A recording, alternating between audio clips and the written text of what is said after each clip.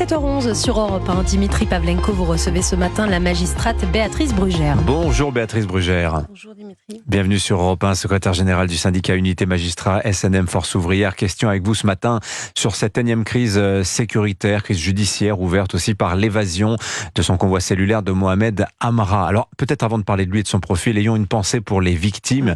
Une minute de silence a été observée devant les prisons hier à la mémoire d'Arnaud Garcia et Fabrice Moello, les deux agents de l'administration pénitentiaire abattus mardi midi au péage d'Incarville. C'est la première fois que des agents de la pénitentiaire perdent la vie sur la voie publique. Je crois que le dernier mort dans la pénitentiaire, c'était en 92, mais c'était à l'intérieur d'un établissement pénitentiaire. Vous qui êtes magistrate, ce sont des confrères, des collègues, c'est le même ministère. C'est tout à fait le même ministère, puisque l'administration pénitentiaire est rattachée au ministère de la Justice et on est totalement solidaires, notamment en plus notre syndicat, vous savez, est un syndicat confédéré et donc nous avons aussi FO Pénitentiaire qui fait partie de la même confédération avec qui on travaille régulièrement et on est particulièrement touchés par ce qui leur arrive. Alors on va voir que le drame de mardi fait bouger les lignes sur les questions justement de sécurité dans l'exercice de leur travail. Vous me direz ce que vous en pensez, mais peut-être d'abord un mot sur le profil de ce Mohamed Amra. Vous avez beaucoup pris la parole, beaucoup écrit, des tribunes ces derniers mois pour parler de la justice des mineurs, du fait que c'était un sujet qui n'intéressait plus grand monde. Or, quand on entend ce qu'a dit la procureure de Paris, Laure Beccuot, à propos de Mohamed Amra, elle nous décrit un milieu de tableau de la voyoucratie, mais dont la carrière criminelle commence jeune. Amra, c'est 13 condamnations en 15 ans, dès l'âge de 15 ans. Qu'est-ce que ça vous inspire ? Oui, même avant, on a, je crois, et vous avez publié sur Europe 1 un article intéressant, puisque vous avez eu accès à ce qu'on appelle au traitement des antécédents judiciaires, le TAJ, c'est-à-dire les mentions qui peuvent être intéressantes sur le profil criminel du jeune, et on voit que ça commence même à 11 ans, puisque de 11 à 14 ans, j'ai pu lire qu'il aurait, je mets toujours un conditionnel évidemment, commis plus de 19 faits. Donc oui, on est sur quelque chose à la fois d'assez classique, c'est horrible de le dire comme ça, c'est-à-dire qu'on a beaucoup de mineurs qui ont ce genre de profil et dont on voit très bien que la justice est en échec pour endiguer, il faut quand même dire les choses, puisque c'est quand même des mineurs qui sont passés entre les mains de la justice pour endiguer des parcours de délinquance. Donc à un moment, il faut s'interroger sur la manière dont nous-mêmes on traite ça, parce que on a également une responsabilité et il faut peut-être revoir aussi nos modèles, il faut peut-être revoir aussi notre manière de faire. En tout cas, c'est ce que notre syndicat dit depuis des années. Vous pensez qu'il n'y a pas de fatalité, que l'engrenage délinquant puis criminel peut être interrompu, même quand il commence aussi jeune, avec une telle répétition ? Oui, bien sûr. Je pense qu'en fait, on a deux problèmes. C'est qu'on légifère à contresens et qu'on punit à contretemps. C'est-à-dire ? Alors, on légifère à contresens, puisque vous savez, le code de procédure qui, en tout cas... régit l'ordonnance de 45 et en tout cas qui s'occupe de la justice des mineurs et a été récemment réformé. D'ailleurs, il a été réformé plus de 70 fois avec des principes constitutionnels auxquels nous sommes très attachés, qui est quand même la primauté de l'éducatif, mais également il y a un aspect répressif. Or, la dernière réforme, mais il y a déjà eu d'autres réformes avant, va toujours dans le sens de moins de prison, plus éducatif, moins de répression. Et par exemple, aujourd'hui, parce qu'on ne sait pas changer sans que ça soit dans le tragique, la France est assez particulière, il faut toujours qu'il y ait des drames pour qu'on s'interroge sur la manière dont on agit.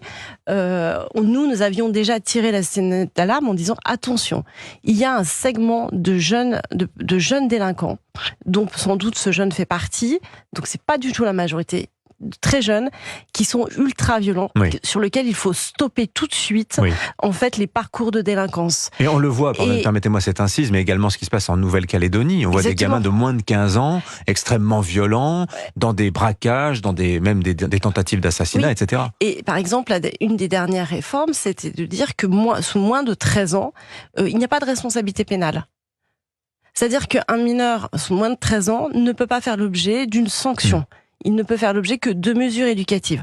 Or, on voit par exemple là sur les faits prenons cet exemple, s'il y a eu 19 faits entre 11 et 14 ans qui sont des faits de vol avec effraction, de cambriolage, peut-être de violence, etc., ce sont des faits graves. C'est-à-dire qu'il faut quand même se rendre compte qu'à cet âge-là, quand vous allez faire un cambriolage, vous avez quand même un minimum de conscience pour rentrer chez quelqu'un, l'organiser, etc., etc. On n'est pas juste sur un vol à l'étalage de bonbons. Il faut quand même se rendre compte de quoi on parle. Vous avez une idée du nombre de jeunes qui présentent ce profil-là aujourd'hui en France? C'est ce que je vous dis. En fait, on a une petite minorité sur lequel on a un traitement qui est le même que pour les autres, où j'allais dire c'est une erreur dans un parcours et ça s'arrête en général une présentation devant un juge des enfants, stop, ce genre de choses. Mais là, en fait, ce que l'on a fait, c'est que on a en fait ligoté tout notre système pour ne plus incarcérer le plus tard possible, avoir une progressivité qui n'a plus de sens, puisque par exemple, dans une des dernières lois, on a supprimé quelque chose d'hyper intéressant sur le plan pédagogique, qui est la sanction, en tout cas, du sursis.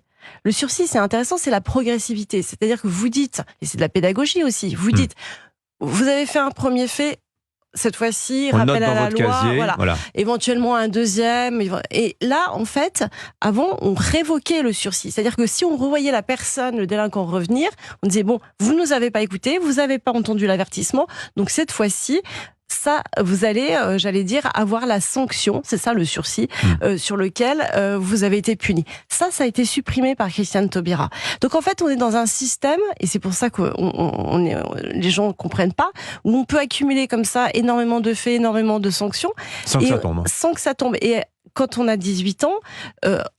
sauf pour les faits très criminels, tout est effacé. C'est comme si on repartait à zéro. Donc moi j'ai entendu... Une sorte d'amnistie de la majorité. Oui, alors moi j'ai entendu oh mais c'est une étoile filante, ça n'a pas l'air d'être un gros bonnet. Mais en fait c'est n'importe quoi. On voit très bien qu'au contraire, on est dans un parcours de délinquance très jeune, que l'on n'a pas su stopper, et qui devient après quelque chose quasiment impossible, puisque là on est carrément sur du gang, sur du narcotrafic peut-être, sur du haut du spectre, avec des faits extrêmement graves. Donc il faut s'interroger. On a un pédopsychiatre, Maurice Berger d'ailleurs, qui le dit très bien, c'est-à-dire que les mineurs, ils ont besoin d'une rencontre physique et même plus que physique, pas que symbolique, avec la sanction. La sanction, elle marque l'interdit. On appelle ça la butée, la certitude.